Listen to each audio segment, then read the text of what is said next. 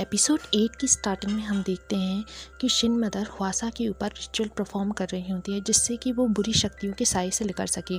हमें पास्ट में दिखाया जाता है कि शिन मदर खुद ह्वासा की सगी माँ है और ह्वासा का एक छोटा बच्चा हुआ करता था जो बहुत कम उम्र में मर चुका था, लेकिन उसको बचाने के लिए उसने शिन मदर से मदद मांगी थी कि वो अपनी शक्तियों से उसे बचा सके। लेकिन शिन मदर ने उस समय कह दिया था कि अगर उसने अपनी शक्तियों का इस्तेमाल किया तो ये प्रकृति के नियम के खिलाफ होगा और इससे ह्वासा की भी जान खतरे में आ सकती है।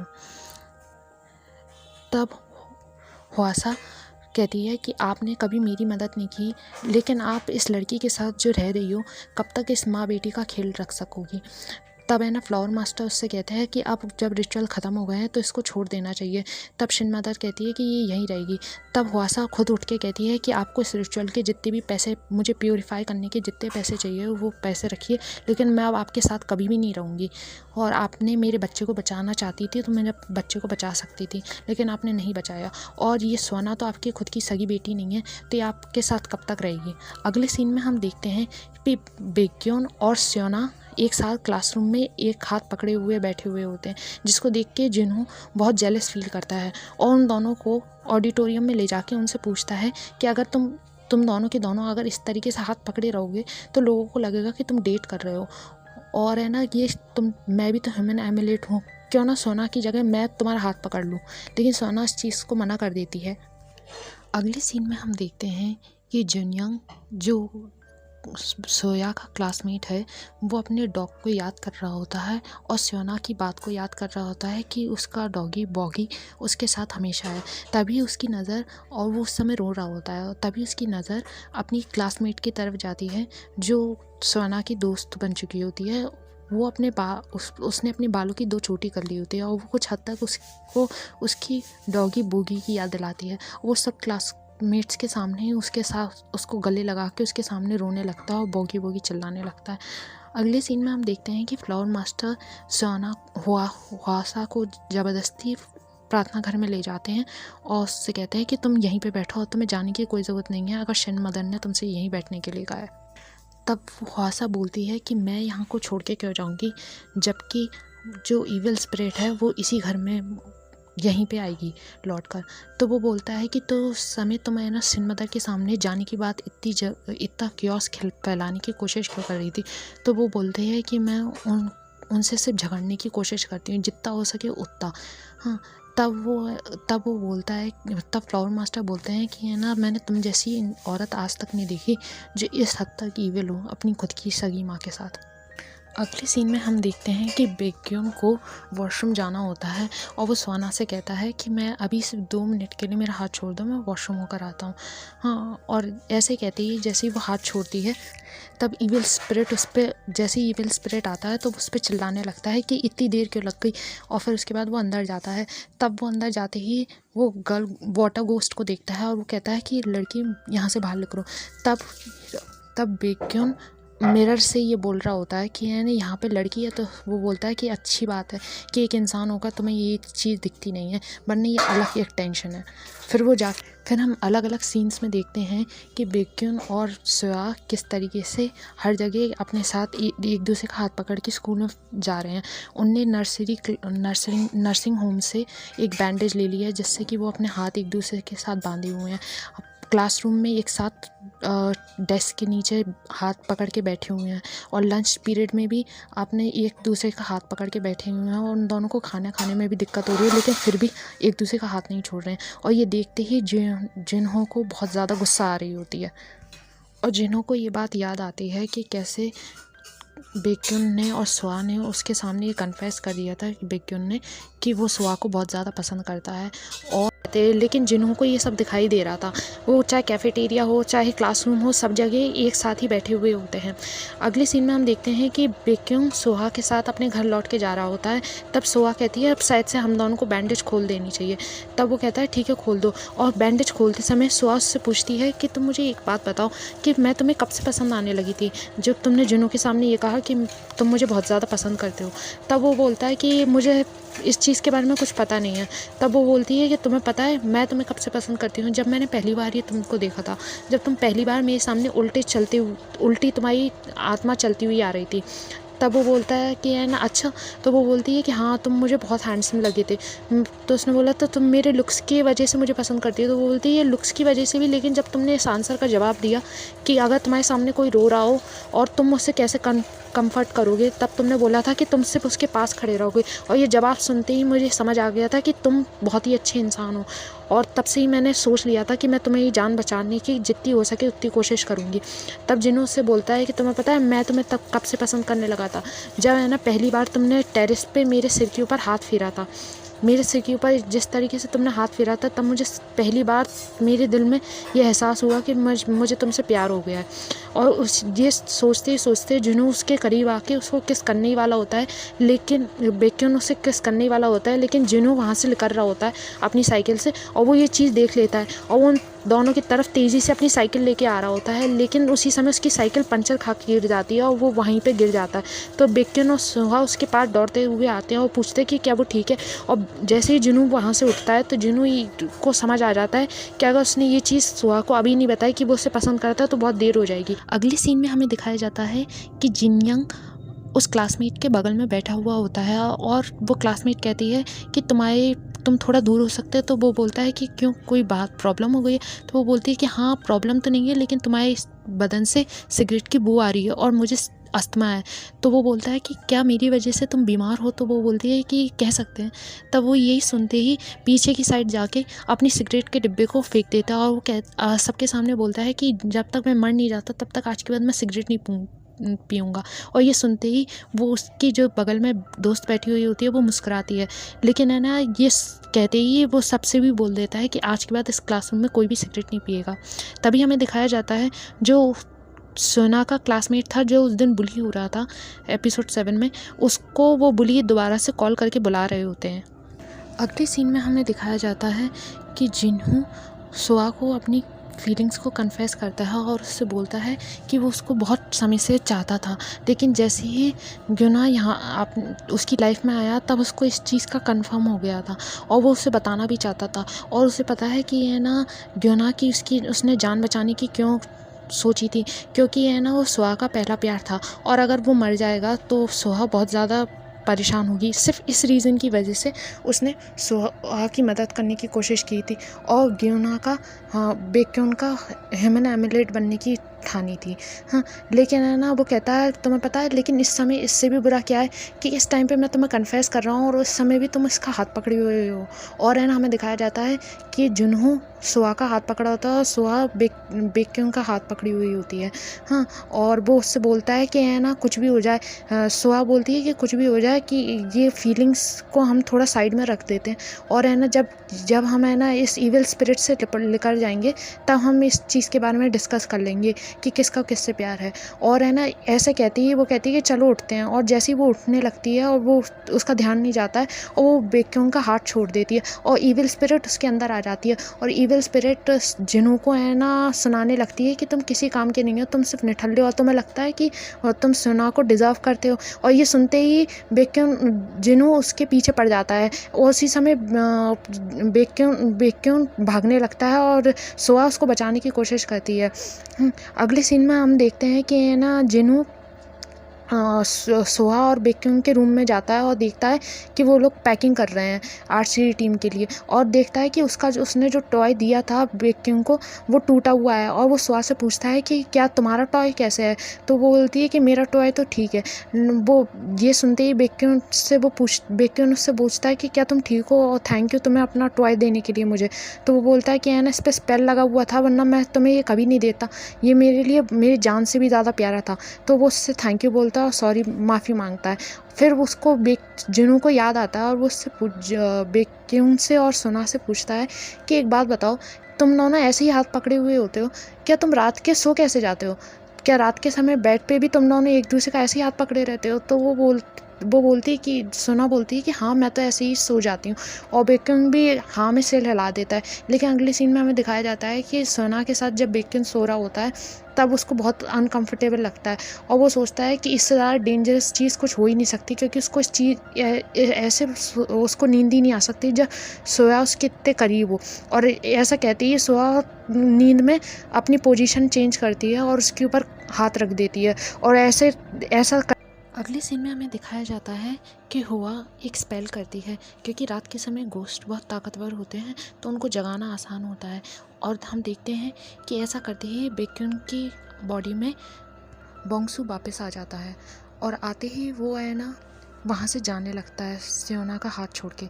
लेकिन जैसे ही वो पलट के देखता है तो सियोना की तरफ देखता ही रह जाता है और कहता है कि ये तुम कितनी खूबसूरत हो। और फिर वो वहाँ पे ही सियोना के पास में लेट जाता है दोबारा से। वो सोचता है कि ये कितनी बच्चों की तरह सो रही है और उसको हाथ लगाने की कोशिश करता है। फिर उसे याद आता है कि अगर मैंने इसे हाथ लगाया तो बेक्यूंग वापस आ जाएगा, इसलिए वो सिर्फ दूर से उसको फील करने की कोशिश करता है और याद करता है कि जब जब सियोना उसके पास में उस हॉन्टेड हाउस के पास में आई है तब वो सिर्फ उसे ही देखता था, क्योंकि उसको सियोना पहली नज़र में पसंद आ गई थी। अगली हमें दिखाया जाता है कि हुआ उन दोनों के रूम के बाहर जाके डोर नॉक करके बोंगसू को बुलाती है और कहती है कि है ना तुम बाहर आ जाओ। फिर वो दोनों लॉन में जाके एक दूसरे से बात करते हैं। इसके पीछे ग्रेट आंट, फ्लावर मास्टर और स्पिन मदर तीनों के तीनों उसके पीछे जाते हैं। हमें दिखाया जाता है कि हुआ उस बोंगसू से कहती है कि तुम चाहते हो कि इस बॉडी को ख़त्म कर दो, इसलिए मैंने एक स्पेल बनाया है, इसको यूज़ करते ही ये बॉडी ख़त्म हो जाएगी। तब बोंगसू कहता है कि लेकिन मुझे अभी इसकी ज़रूरत नहीं है। तब वो कहती है तुम कितने समय तक इस बॉडी में रुकना चाहते हो? तो वो कहता है शायद से 10 साल। फिर वो उस पर चिल्लाने लगती है तो वो कहता है 10 साल कम है तो फिर 20 साल। तो वो कहती है कि ऐसा नहीं चल सकता। तो वो बोलता है कि है ना तुम्हें मुझे डराने की ज़रूरत नहीं है और तुम शायद से भूल रही हो कि मैं ईविल स्पिरिट हूँ और तुम मेरी अंडर काम करती हो, तुम्हारा वजूद मेरे से जुड़ा हुआ है और तुमने अभी तक बुरे लोग देखे ही नहीं है। तुम सबको सताने की कोशिश करती हो, लेकिन अभी तक तुमने अपने बुरे से इंसान से ज़्यादा बुरा इंसान नहीं देखा जो मैं हूँ, इसलिए मेरे सामने अपनी ट्रिक आजमाने की कोशिश मत करना। रूम में वापस जाते ही बोंगसू सियोना के नोट्स की तरफ देखता है जो शमन के नोट्स थे और वो कंप्लीट नहीं हुए थे, तो उनको कंप्लीट करने लगता है। तभी हमें दिखाया जाता है कि ग्रेट सिस्टर आंट को ये एहसास हो गया था कि इस घर में कुछ बुरा हो रहा है, तो वो वापस आ गई थी। उनकी आवाज़ सुनते ही बोंगसू सियोना का हाथ पकड़ के वापस सो जाता है। अगले सीन में हम देखते हैं कि ग्रेट सिस्टर आंट जब रूम में बैठी हुई होती हैं और सबको डांट रही होती हैं कि किसी ने मुझे इतनी बड़ी बात हो गई है तो बताया नहीं है, तब उनकी आवाज़ सुन के सियोना और बेक्यूंग दोनों के दोनों रूम में आ जाते हैं और बेक्यूंग को अपने सामने देखते ही वो चिल्लाने लगती हैं कि सियोना उसका हाथ छोड़ दो, वो एक बहुत बुरी आत्मा है, वो मरा हुआ है और वो तुम्हें भी मार देगा, ये मर चुका है, इसका हाथ छोड़ दो। और ये सुनते ही सियोना अपने पीछे बेक्यूंग को छुपा लेती है, लेकिन जैसे ही वो अपना हाथ नहीं छोड़ रही होती है तो ग्रेट सिस्टर आंट अपना हथियार यूज़ करती हैं और अपनी तलवार से उसके ऊपर वार करने की कोशिश करती हैं और बेक्यूंग सियोना को साइड में हटा के उसका हाथ छोड़ के उस तलवार को पकड़ लेता है। जैसे ही वो उस तलवार को पकड़ता है उसमें वापस बोंगसू आ जाता है और वो लेके ग्रेट सिस्टर आंट का गला पकड़ लेता है और उनको गले से ऊपर उठा लेता है और उनको मारने की कोशिश करता है, लेकिन वो मारना बंद ही नहीं कर रहा, उनका गला दबाना बंद ही नहीं कर रहा होता। तब सियोना उससे मना करती है कि उनको छोड़ दे। तब जाके वो कहता है कि मैं क्यों छोड़ूं, और सियोना उसके पास ही पास आ रही होती है, लेकिन वो कहता है मुझसे दूर रहो, मेरे हाथ में तलवार है। लेकिन है ना सियोना मानती नहीं है और उसका हाथ पकड़ लेती है और उसको अपने साथ वापस लेके जाने लगती है और सबके सब लोग ग्रेट सिस्टर आंट को अगले सीन में हम देखते हैं कि सियोना और बेक्यूंग दोनों रूम में वापस आते हैं और बेक्यूंग अपने फ़ोन में कुछ सेटिंग करता है और सियोना से उसका फ़ोन देके उससे कहता है कि ये चाबी लेके रूम के 3 काउंट करने पर रूम के बाहर जाके रूम को लॉक करके मुझे कॉल करना। और है ना ऐसे सुनते ही सियोना 3 पे काउंटिंग करके रूम से बाहर जाती है और लॉक करके बेक्यूंग को कॉल करती है और बेक्यूंग ने अपनी रिंगटोन वॉर की रिंगटोन में कन्वर्ट कर दी थी, जिसमें बुलेट, गन और बारूदों की आवाज़ आ रही थी। ये सुनते ही बोंगसू के कानों में दर्द होने लगता है, उसको अपनी पास्ट की मेमोरी याद आने लगती हैं और ये समझते ही वो है ना इन सब चीज़ों को बंद करने के लिए कहता है। लेकिन सियोना उससे कहती है कि अगर वो सबसे माफ़ी मांग ले ग्रेट सिस्टर आंट से तो वो ये बंद कर देगी। बहुत देर तक ये ना मानने के बाद जब वो हार मान लेता है तब वो उससे कहता है कि ठीक है, मैं माफ़ी मांगने को तैयार हूँ। अगले सीन में हम देख ग्रेट आंट उस बेक्यूम को बताती हैं कि उनकी भी गलती है, लेकिन उसे ये भी सतर्क करती हैं कि अभी तो सिर्फ उसके कान में दर्द हो रहा है तो उसको गोश्त की आवाज़ सुनाई देंगी, लेकिन उसके बाद कुछ टाइम बाद उसको गोश्त दिखाई भी देने लगेंगे और वो उनको महसूस भी करने लगेगा। लेकिन अगर उसने महसूस करना शुरू कर दिया तो का वापस लौट के आना बहुत ही मुश्किल हो जाएगा, और अगर उसको इनमें से कोई भी चीज़ महसूस होने लगे तो वो उन सबको इन्फॉर्म कर सकते इस चीज़ के बारे में। तब सियोना एक बार ग्रेट सिस्टर आंट से ये भी बोलती है कि ग्रेट सिस्टर आंट, मेरी आपसे एक रिक्वेस्ट है, अगर मैं गोश्त को देख सकती हूँ, सुन सकती हूँ, तो आपने कभी भी मुझसे ये नहीं बोला कि मैं आधी मरी हुई हूँ, तो आपने बेक्यूम से ये क्यों बोला कि है ना वो एक गोश्त है और वो आधा मरा हुआ है। तो ये सुनते ही ग्रेट आंट मुस्कुराती हैं और उससे माफ़ी मांगती हैं, लेकिन बेक्यूम कहता है इसमें कोई हर्ज नहीं है, कोई बात नहीं है, आप मेरी बड़ी हो। थोड़ी देर बाद सियोना पीछे मुड़ के देखती है और पूछती है कि एक बात समझ नहीं आई, यहाँ पे ये हुआ ये यहाँ पे क्या कर रही है। तब फ्लावर मास्टर उसे बताता है कि शायद से तुम्हें पता नहीं है, लेकिन हुआ तुम्हारी एल्डर सिस्टर है जो यहाँ से निकल चुकी है, या फिर कह सकते हो तुम्हारी एक्स एल्डर सिस्टर है। अगले सीन में हमें दिखाया जाता है कि बेक्यूम और सियोना दोनों के दोनों स्कूल में होते हैं, और उसी समय बेक्यूम अपने मिरर में बोंगसू से बात करता है और बोंगसू से कहता है कि है ना, अब मैं तुम्हें थोड़ी देर के लिए रिलीज़ कर रहा हूँ, तुम्हें जो काम करना है वो काम कर सकते हो। हाँ, और वो सियोना का हाथ छोड़ देता है। हाँ, अगले सीन में हम देखते हैं कि वो स्कूल में कुछ ढूंढ रहा होता है। तब सियोना उससे बोलती है कि अगर तुम अपने बारे में ढूंढना भी चाहते हो तो सोल्जर्स के बारे में, तो फिर है ना ईयर बुक में सर्च कर लो। तो वो कहता है कि ईयर बुक में इसमें कुछ भी नहीं होगा, किसी बुक में कुछ भी नहीं लिखा है, कहीं नाम दर्ज नहीं है, मुझे वो स्टोन ही देखने पड़ेंगे जहाँ पे नाम सबके दर्ज है। तभी सियोना के मोबाइल में अलार्म बजता है और वो उससे कहती है कि अब टाइम ख़त्म हो गया, अब बेक्यूम को वापस आना है क्योंकि उसे आर्चरी क्लास में जाना है। तब हमने दिखाया जाता है कि आर्चरी क्लास के अंदर बेक्यूम के पीछे सियोना खड़ी हुई होती है, उसकी पीठ पे हाथ रख के।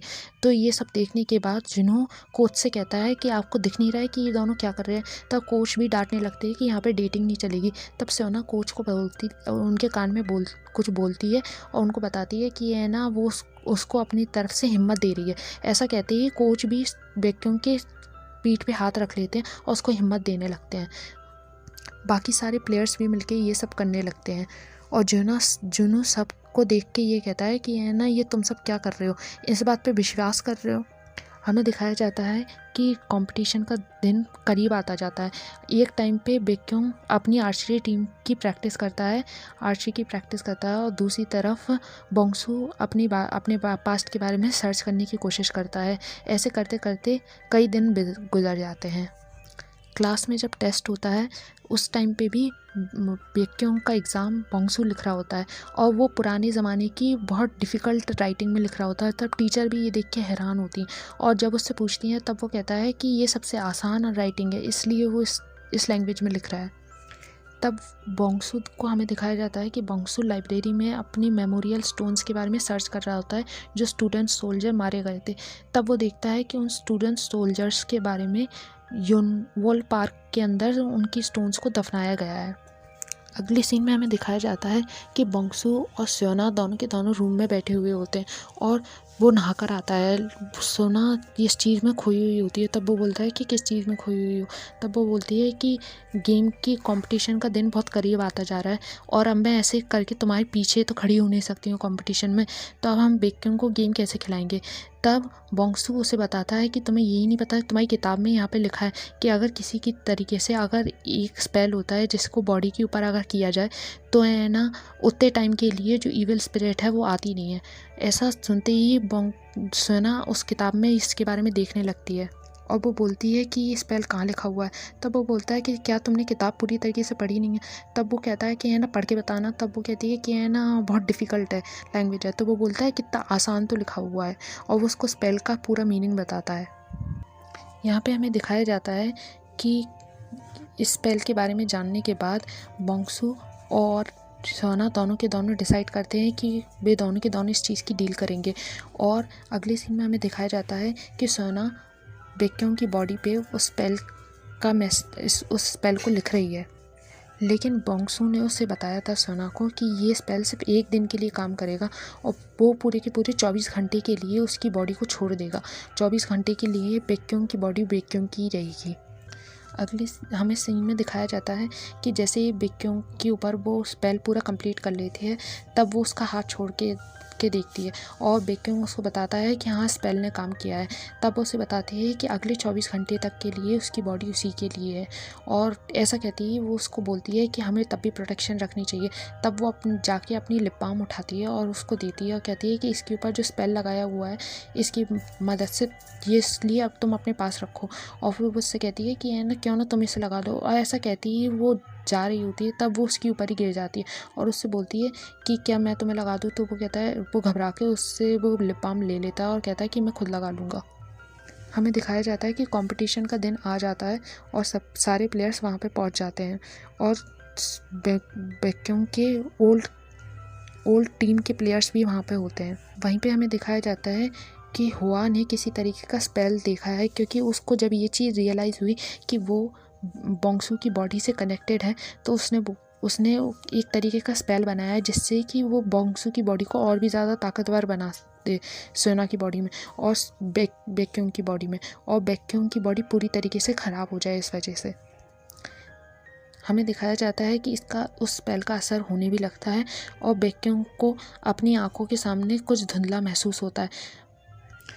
वहाँ पे सोना भी आई हुई होती है और है ना बेक्योंग कोच से परमिशन लेके उससे बोलता है कि है ना क्या मैं सोना से मिलने जा सकता हूँ। तो कोच भी उससे परमिशन दे देते हैं। वो सोना के पास जाता है तो सोना उससे कहती है कि लास्ट टाइम हाई फाई करना चाहिए ताकि तुम कंपटीशन जीत सको। जैसे ही वो उसके साथ हाई फाई करता है तो उसकी शक्तियाँ और भी बढ़ जाती हैं और वो देखता है कि उसे सारे गोश्त दिखाई देने लगते हैं। इसका मतलब कि बेक्योंग की बॉडी पे बोंगसू का पूरी तरीके से अब काबू होता जा रहा है। गोश्त के साथ साथ बेक्योंग को सोना के अंदर भी हेवन और अर्थ की फेरी दिखने लगती है और इसी